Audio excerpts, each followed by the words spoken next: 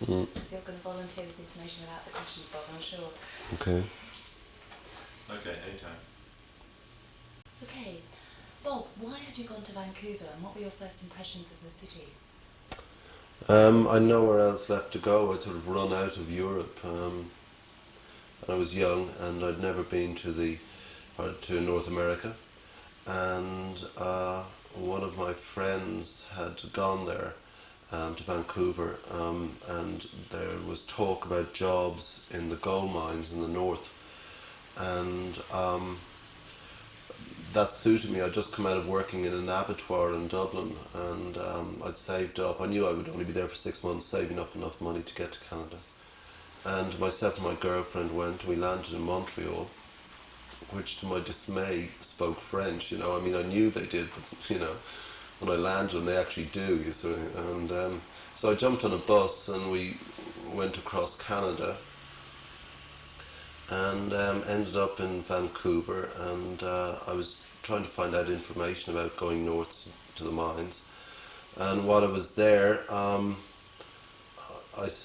picked up the alternative paper, because it was sort of the tail end of that period when there were alternative papers, and usually they had information if you were not living on the street, but also, you know, moving around and stuff. And there was an ad for someone needed in the bookshop there, and so I went down to Gastown and saw this man called Sharkey, who was this hugely big, small man with a long ponytail, and this sort of shop that smelled of hippie incense and things, but interesting books.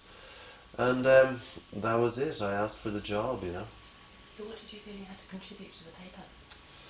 The period I got the bookshop job, nothing. I mean, basically I was behind the counter and loading up the vans with the Georgia Strait. But within a couple of weeks, I just thought that their music coverage was dire, and I was very interested in music. And I went upstairs, because the bookshop was underneath the paper, and I spoke to, I didn't speak to Dan, what was his name, guy with the beard who was the editor at the time, really nice guy, and I said, well, I'm working here at the moment, but I've been a music journalist in England, which was a complete lie, and I said, and I had some photographs I'd taken of pop people, Jagger and Townsend and stuff, that I'd sort of got over the wall into concerts at and got very close and backstage and that, and so I had these with me, and I said, look, I'll take the pictures and I'll write up some things on local bands. If you don't like it, don't publish it, you know. And I went off and covered local bands like Bryan Adams and things, and stuff like that, and the Guess Who and things like that. I think they were they came from Edmonton or Alberta, so. Because Bob, it said that you pioneered rock journalism. What do you say? No, I didn't, is what I say. I think that the paper was, at that period, still involved with the struggles that had passed, the 1969 type struggles that were going on in the alternative presses.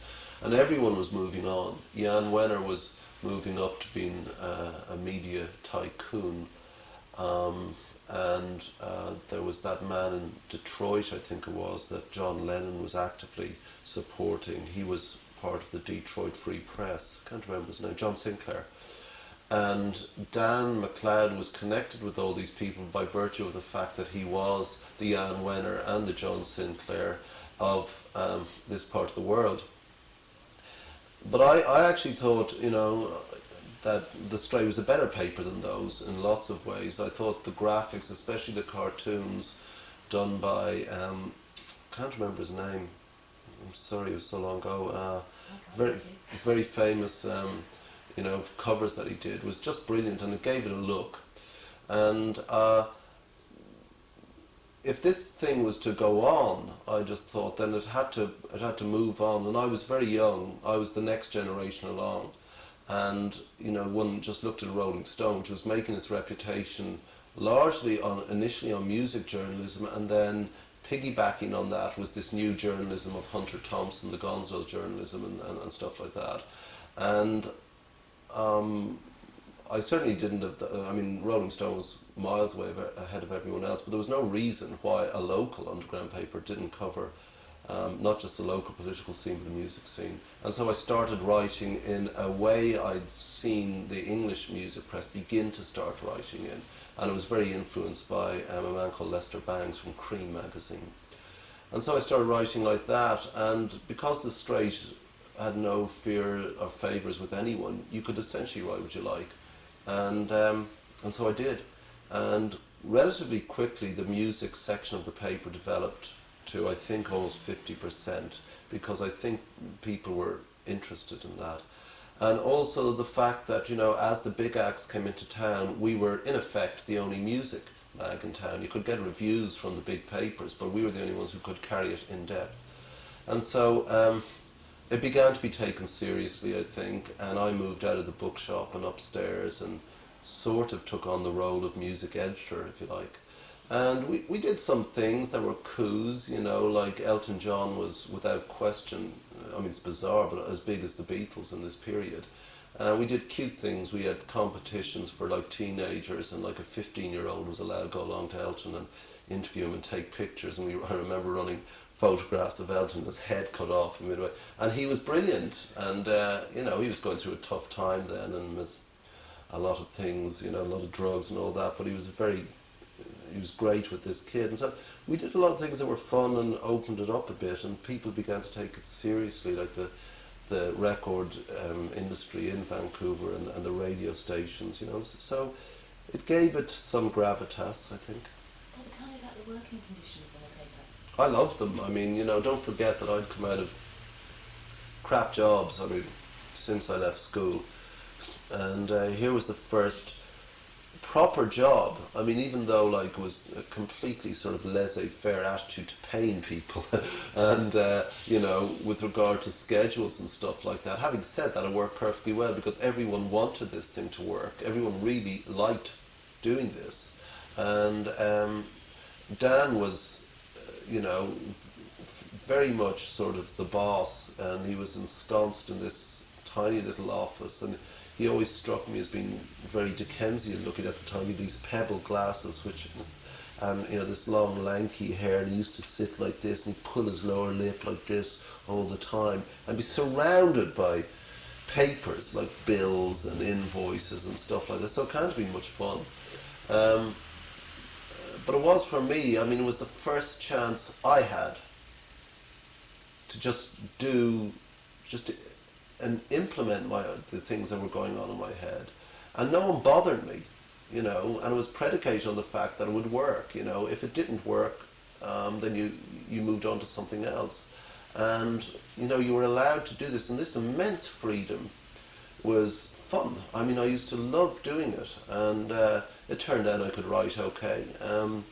And I became friendly with him. I thought he was sort of a difficult man to become friendly with. He seemed so burdened with problems. This is Dan McLeod. And I admired him, it was a hell of a struggle keeping this thing going in the face of massive indifference, I would say.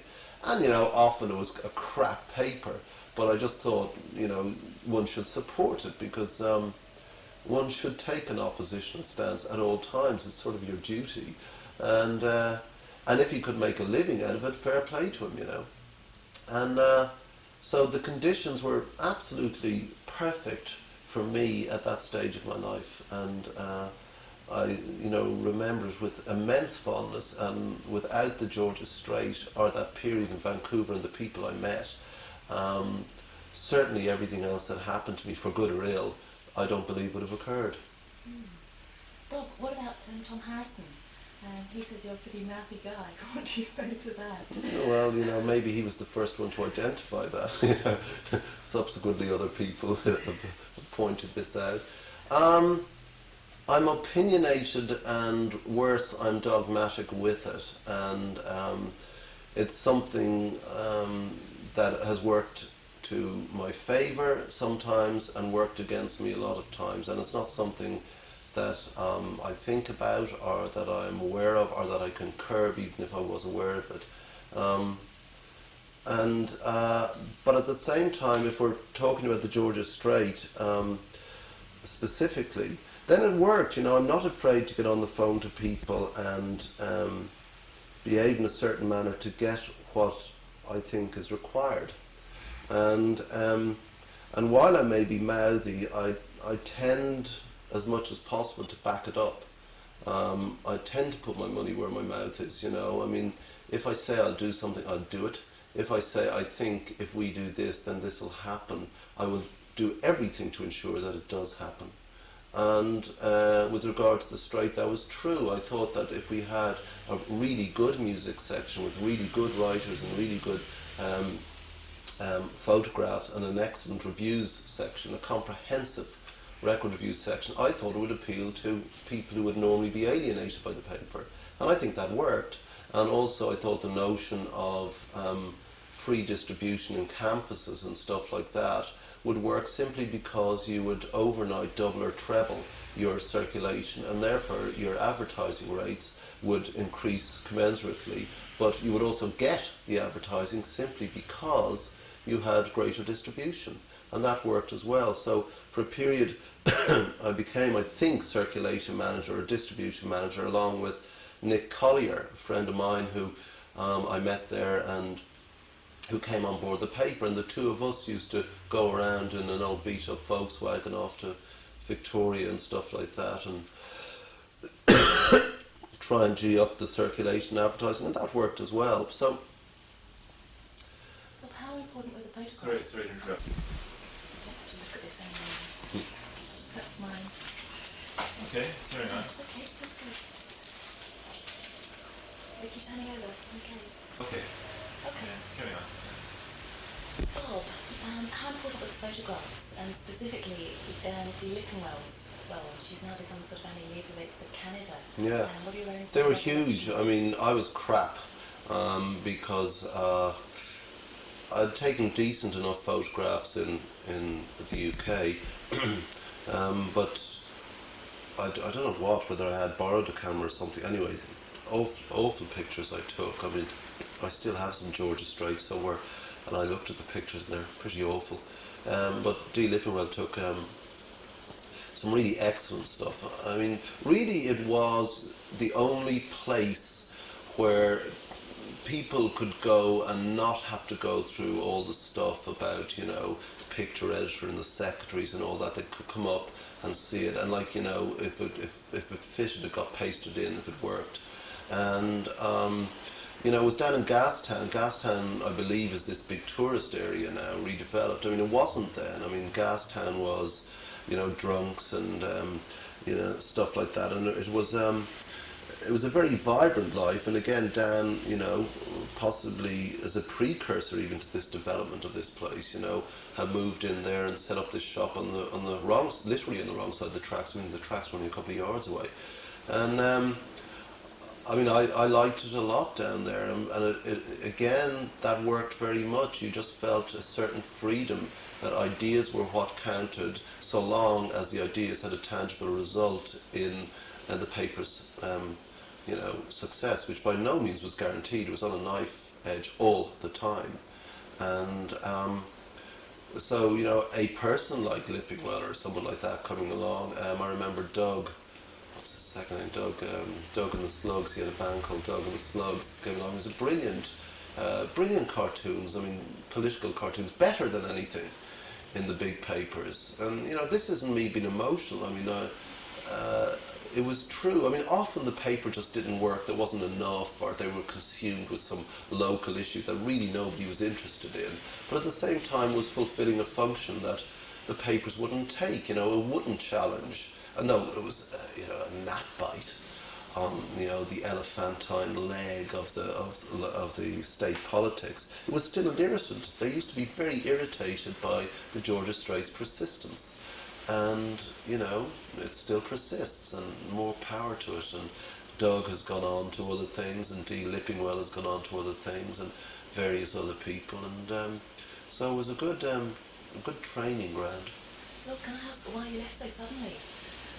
I left suddenly because I'd only entered on a 2-week visa, and no one had asked me in the paper for my social security stuff, though I was, going about the roundabout route of getting, dodgy papers, in order to enable me to stay. And I was seconds away from the police knocking on my door. I mean, I knew that because I'd been told.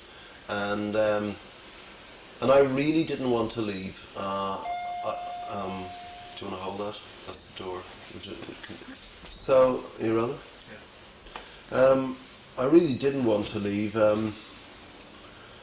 Physically, I mean, Vancouver is so beautiful and prepossessing, and I mean, Dan and I had been on some adventures, and Nick and I, and we'd snuck into the United States because Dan was persona non grata, and I had no visas for Canada or the States, and we'd gone in this van and gone down to LA and stuff like that, San Francisco, and met all these people who had been the makers of that whole, the Berkeley Bar thing, the whole underground scene of that period.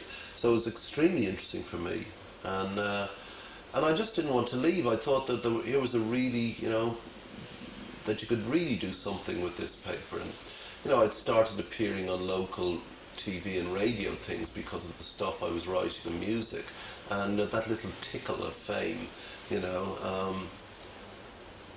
was very appealing, and that might sound ludicrous. It just happens to be the truth. So I thought, no, I can see my life here. This is cool, and we had a nice little flat, and I liked my girlfriend, and I knew that if we went back, we'd probably break up. So there was loads of stuff, and but I had to leave, and I was going to apply for immigration status then from Dublin, and Dan said, the job's here, and he paid me all the money that he'd owed me. I don't think I'd ever got any money, and he paid me that, which amounted to about £2,000 in 1974, and that was quite a lot. And so I left with real deep regret. I mean, really deep regret. And I keep all the pictures of that period, and there's a great one which I think I used in the book I wrote of MacLeod, myself and Collier, completely out of our heads, with these t-shirts, because we were getting into merchandising, and now it's normal, but then it wasn't, nobody really did t-shirts and promotion, and we were in the Commodore Ballroom, and good days. And I came back to Dublin in Ireland, which, in contrast, I'd run away from when I was 17, and in contrast seemed to be this dark, very closed, claustrophobic city with an attitude set in the 1950s. And I couldn't stand it. And I thought, well, I'll apply, which I did, for immigration status at the Canadian Embassy, and while I'm waiting, I'll put my money into a magazine which I'd seen in Vancouver called Buy and Sell. So I'll just continue. Yeah. So I was going to ask you then, how was it easy, when you'd left, your work was largely sort of handed over or taken on by Tom Harrison. Was there much of that sort of handover? I don't know. I mean, I remember Tom, but I don't remember. No, there was no big handover. I don't remember physically leaving the premises, but I would have been sad. I mean, I remember it very well. I remember the smell.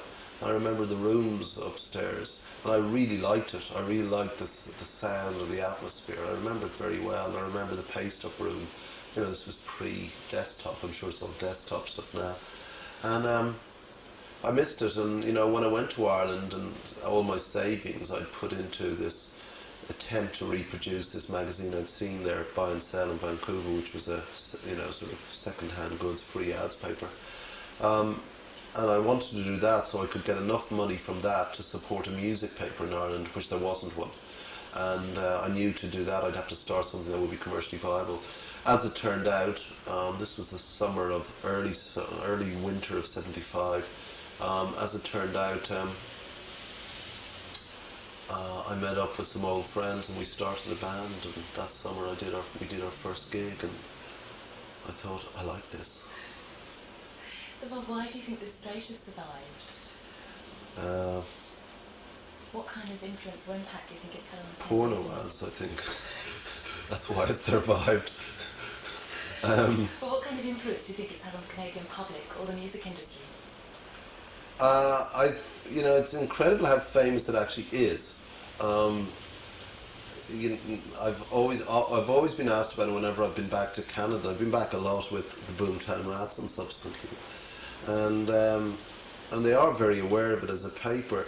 And I think it now is an honourable institution. I mean, I don't know, I haven't seen an issue for ages, but it survived because of a core of people who still share the same ideals. And it's, I think, an object lesson in growing old disgracefully. And I like that very much. And,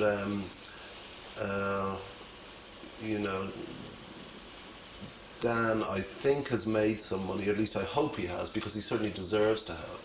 And, you don't change that much. I mean, people assume as you grow older, you become sort of, your notions become stratified in a sort of conservative thing. It's not true. Nor do you hanker for your youth. It's just that the virtues that it had back then were fairly timeless. And there is a function for a paper such as The Straight.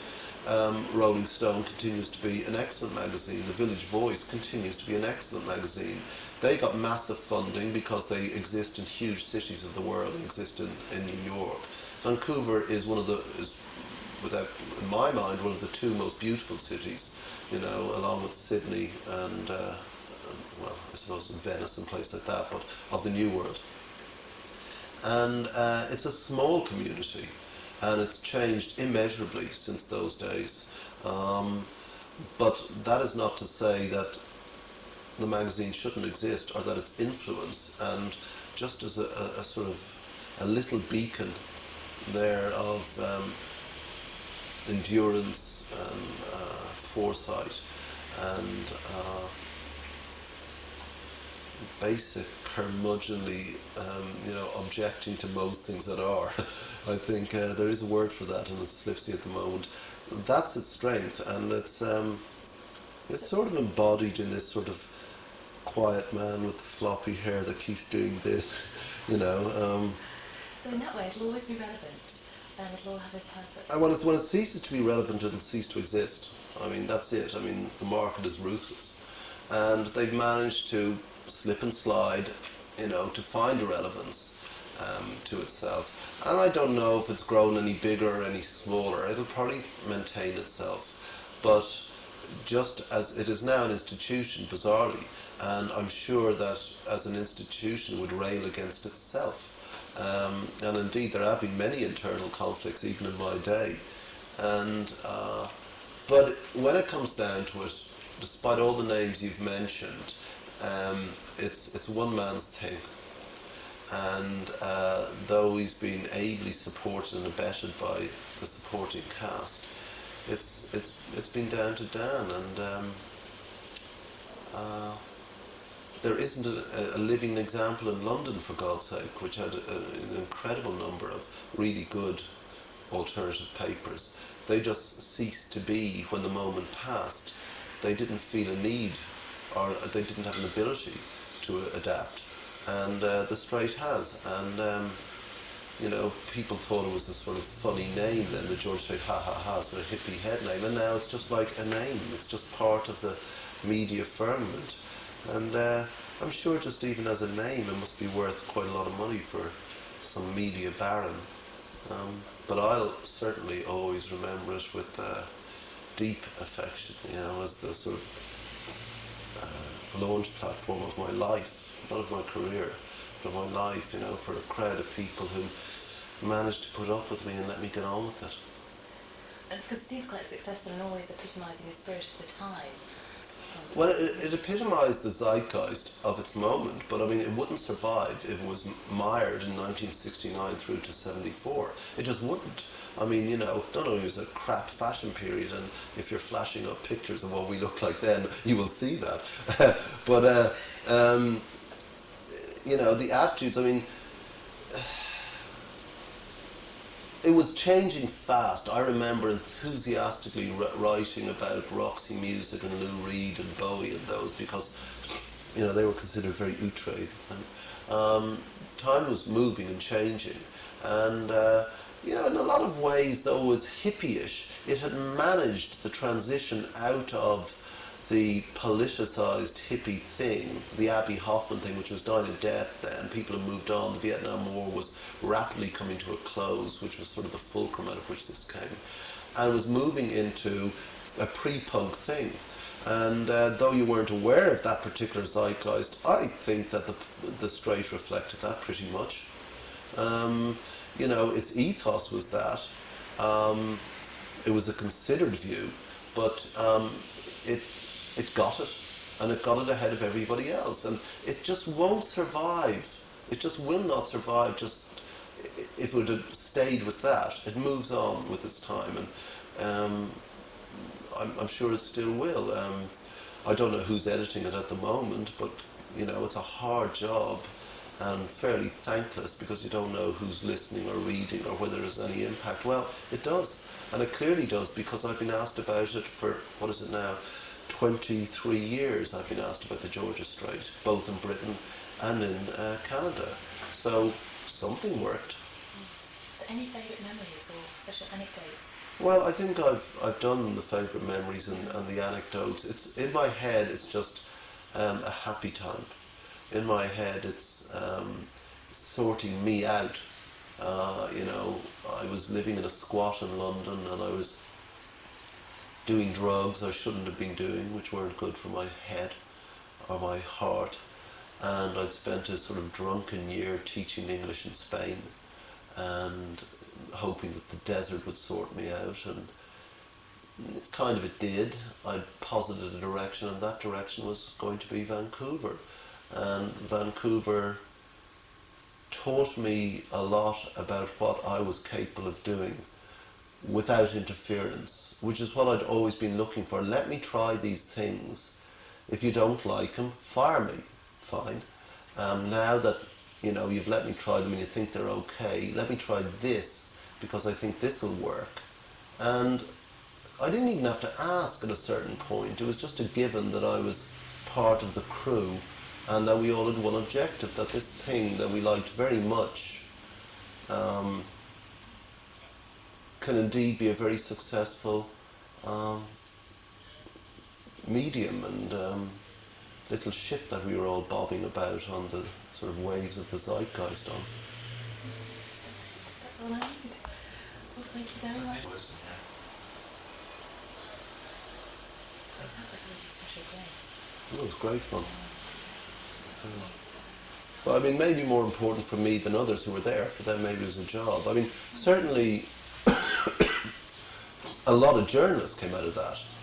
You know, a lot of journalists went on to the bigger papers from the Georgia Strait. I mean, they wouldn't have even done a look in, you know, where's your journalist degree, where's your media studies degree, you know, fuck off.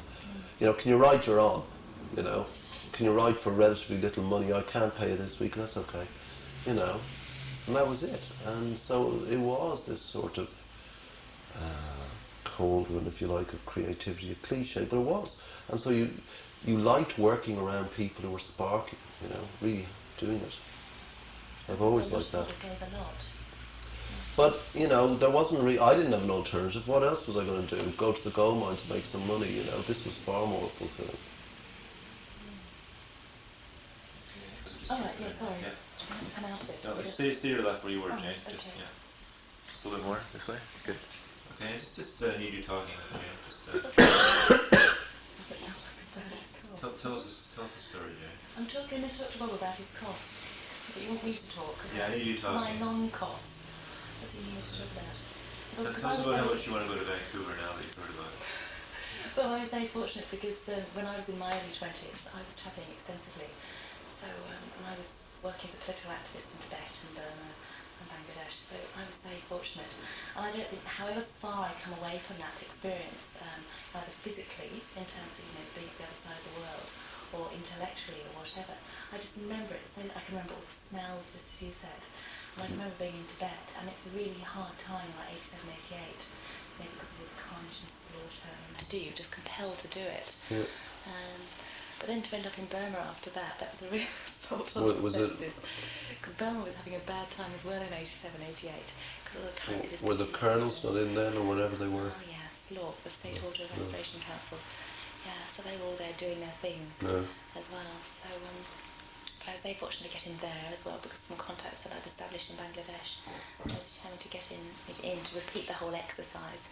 So yeah, it was a pretty good time. But it's not necessarily I want to go back and repeat it, but it does establish you in a certain way. It teaches you self-reliance and also the extent of your physical Plenty of capabilities. self-reliance. Yeah. I had to come out my arse here. I think it's a good thing though. And also to push yourself physically as well. Because it was physically very grueling and arduous.